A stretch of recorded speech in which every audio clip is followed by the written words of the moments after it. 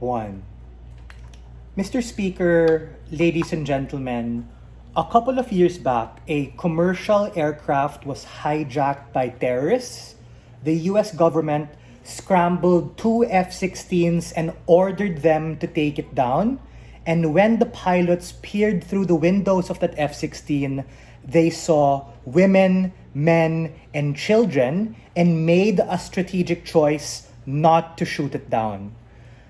We believe that in status quo, the utilitarian metric in which we use to go to war and carry out missions has gone too far. Currently, generals and politicians who largely use their levers of influence and control to influence young soldiers who are at the bottom, who are the rank and file, who are the scrubs, are the most people who are proximate to the mission's realities, and the generals and politicians are distant to the realities that happen on the ground.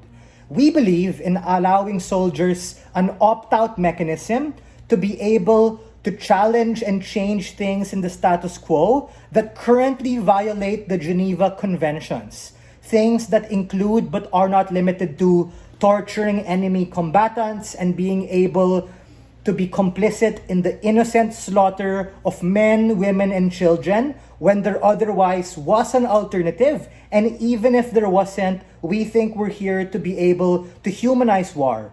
This looks like orders to be able to carry out an airstrike or invade an enemy settlement and even use weapons of mass destruction and chemical warfare in the name of it being fine because they justify the end. You label this as collateral damage, and we think that on our side of the house, we want to challenge that and give people the choice and agency to say no at a point in which they make that strategic decision to be able to say so. A couple of features of Gov Model. Number 1, by permit, we mean not holding them criminally liable or saying that they have failed and they're an enemy of the state. We recognize the strategic value of war, but we tell you that a line has to be drawn at the point in which particular people can suffer. The end does not justify the means, and we think what you plan is very different from when you have to pull the trigger and execute a particular command. Because soldiers on the battlefield are proximate to these particular realities and must exercise caution and discretion at the point in which you have a changing reality. Number 2, we think that opposition might say that, Joseph, fuck you, bro. These people are an agent of the state and they have to follow orders in order for us to be able to protect our borders, to be able to protect the people we serve. We reject that ultimatum and premise, and we tell you that the point in which you have to dissent is likely going to be at the point in which there's a gray area.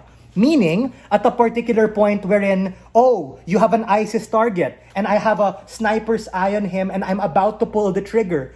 But I second guess that, not because I'm scared, but because my morality tells me his wife and his kid are there, and at any point I might take away and shoot a civilian. We think that it's completely justified to particularly not do that. We reject the metric of collateral damage, and we tell you that we are here to reduce the bloodlust that you have on side opposition, and we challenge the absolutist lens of utilitarianism. Thirdly, we think that we're going to hold soldiers proportionally accountable to the severity of their transgression, meaning we're going to have a nuanced process and investigation to that gray area. If you dissent just because, I'm too weak, or hey, they're kind of woke, they're similar to my ethnicity, I won't arrest them. We're gonna have a trial to be able to hold them accountable, and at worst case, there's a breach of command. We're going to get another soldier who can do that as opposed to you, because we recognize that soldiers aren't just robots. Soldiers are individuals who have to deal with this nuanced reality. We think that on side government, the argument is simple. Why is conscience a valid metric to be able to have the breach of a chain of command in its worst? And even if you're an agent of the state, we're here to be able to humanize war and be able to reduce collateral damage, as their side might say.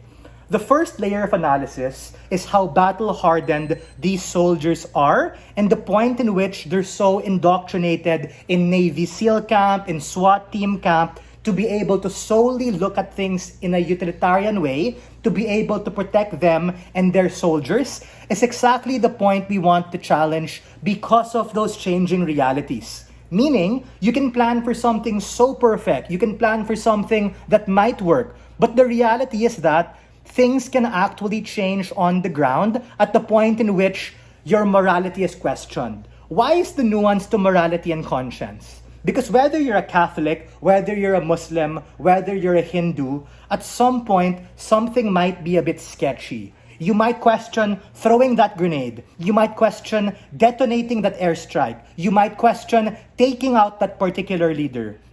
Because of the proximate interest of particular individuals, and maybe if collateral damage isn't an issue, you question the lens of that decision at the point in which you are proximate to the problem. Meaning, if my life is at stake or the life of my troops is at stake, I have completely valid reasons to be able to breach that chain of command of which it's proximate to my life and our life, and this is me engaging at them and saying that collateral damage is not an issue. But in the worst case, right, we recognize that sure, we're not here to romanticize war. There may be instances where you super duper have to do acts of torture, you super duper have to do collateral damage, and this is me biting the bullet. We're gonna get someone who can do it, because the point in which you force yourself to do it is a point in which it wrecks your humanity and wrecks your capacity to make a decision. Make no mistake, the burden we're defending is that we're here to really push the humanitization of war, to be able to not look at people as an absolute number. And we think that begins by giving them the agency, the authority, and the capacity to make those decisions for yourself in order for missions to be carried out not just in an effective way, but in a way that's sustainable in the long run, that is able to reduce civilian casualty. And with that, we are very proud to open this debate and stand on side proposition.